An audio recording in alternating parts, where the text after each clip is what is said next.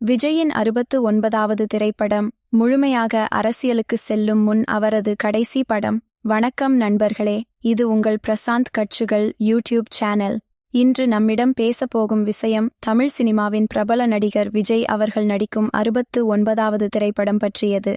இந்த திரைப்படத்தை ஹெஸ்டா வினோத் இயக்கவுள்ளார். அவர் கடந்த காலத்தில் நேர்கொண்ட பார்வை, வலிமை மற்றும் துணிவு போன்ற வெற்றி படங்களை இயக்கியவர். தயாரிப்பு பொறுப்பில் வெங்கட் கே. நாராயணா மற்றும் KVN புரொடக்ஷன்ஸ் இருக்கின்றனர். அனிருத் ரவிச்சந்தர் இசையமைப்பாளர்.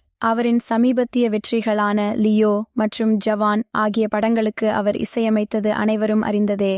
இந்த படத்தின் முக்கிய செய்தி என்னவென்றால், இது 2025 அக்டோபரில் தமிழ், தெலுங்கு மற்றும் இந்தி மொழிகளில் வெளிவரவுள்ளது. போஸ்டரில் உள்ள ஒரு வாசகம் ரசிகர்களை மிகவும் கவர்ந்துள்ளது. ஜனநாயகத்தின் மாமரத்தை ஏந்துபவர் விரைவில் வருகிறார். இது ஒரு அரசியல் பின்னணியை கொண்ட படம் என உணர்த்துகிறது. விஜய் ஏற்கனவே அரசியலில் நுழைவது குறித்து தனது ஆர்வத்தை வெளிப்படுத்தியுள்ளார். அடுத்த வாரம் மேலும் சுவாரஸ்யமான தகவல்களுடன் சந்திப்போம்.